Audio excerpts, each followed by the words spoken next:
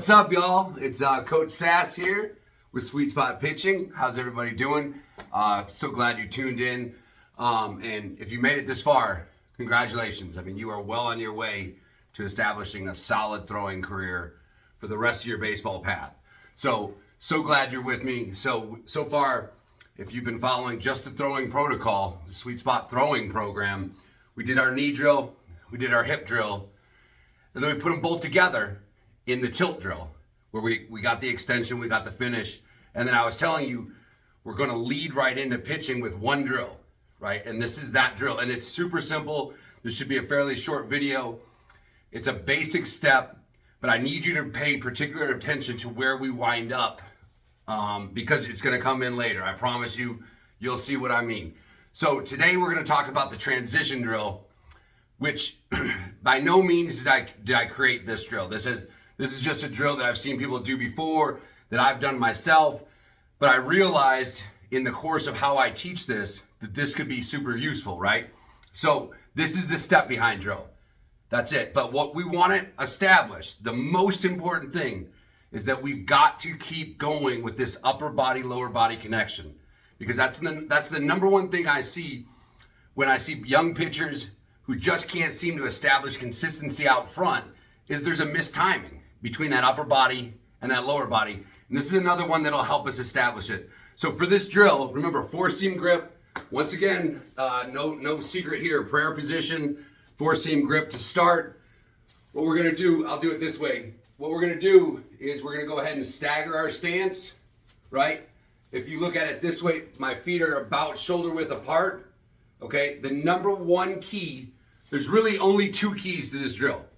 The number one key is that when I step behind, my hands have to go at the same time. And I know sometimes that takes a little while, but if you've been following, what's the best thing you think you could do? Let's just work on that, right? Let's just segment that piece. So the first step is we're gonna step behind, drop our hands. Now, the one thing that I see all the time, guys, do not fold your hands this way. Because this, once again, I built all of this on biomechanics, right? If I fold my hands this way, I'm in a bad spot, right? I wanna fold my hands down. Remember, like we're pushing down a balloon, so I can go thumbs down, thumbs out, right? So when you step behind, you're not gonna just fold your hands here. It's gonna be more that I'm gonna drop them to here, and that's where we're going, okay? So once again, if you're looking at it this way, when I step behind, my hands are gonna look like this, so they can go like this, right? Which we've done from the start, okay? So first piece, shoulder width apart, staggered stance, meaning I've got about a foot of clearance here. I'm gonna step behind and drop my hands. Now, because you know me, let's go back. There. Step behind, drop your hands. Back. Step behind, drop your hands, right? Segmentation. We're putting this upper body, lower body timing together. By stepping behind, what I'm doing is actually closing my hips. And that's super important. We'll learn more about that in the pitching sequencing. So now I step behind and I break my hands, right? So I told you, I'm not a guy who wants to make this complicated, because it's hard enough as it is, if we're being honest. This is not an easy game. It's certainly not an easy thing to do, to be out there pitching on that island by yourself when you're struggling. But if I can make it simple for you and we keep the movement simple, it becomes repeatable. If it's repeatable, then I can make the small adjustments to get the strikes, right? So from this side, okay, same thing. Don't forget, we're not folding our hands this way. We're pushing our hands essentially down like we're dribbling a basketball down. So at the same time, step behind, slide out. Now, this, I told you there's two key functions, right? When I step behind, I drop my hands, and I drop my hands properly, meaning I push down. But the other key function, the biggest thing we talked about, is that when I stride forward, where does my weight actually go? Back, right? Super important. We're not jumping out. I've got a lot of students who want to do it this way. Step behind, this. Wrong. Wrong, right? We're trying to teach, part of the fun of this drill and part of the principle of this drill is that I'm going to learn how to step forward and keep that weight back. So from this angle, we're gonna step behind, and notice how I'm gonna keep my head back. Same arm swing we practiced from jump, swing. And notice how I sit right back into this side.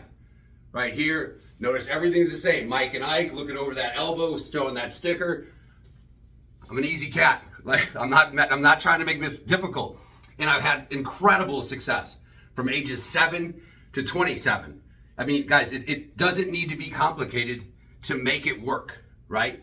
To make it powerful, to make it work. So, step behind transition drill. So you're gonna step behind, drop your hands, and then normal arm swing, sit into your backside. Okay?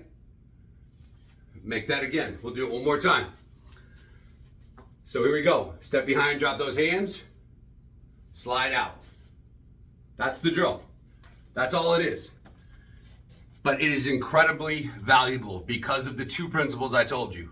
Because we're learning how to create upper body, lower body timing, and we're also learning how to step forward while leaving our weight back. Okay, one more time from this side, shoulder width apart, step behind, right? If you want to just work on that, that's fine. That's the segmentation part we talked about. From this position here, we're gonna slide out. Boom. Looking over that elbow, you got Mike and Ike up here, and we're done. So, knee drill, hip drill, tilt drill, transition drill. Stay with me, because when we come back, I've got an ABC series for pitching that's equally as simple, but incredibly effective, guys. I've literally seen guys who haven't pitched at age 11, 12, they've never pitched. Use this system, wind up being the #1 pitcher on their team. Seen it at least a dozen times. Cannot wait to see you in the next video when we start this pitching. Sweet Spot Pitching. We'll see you there.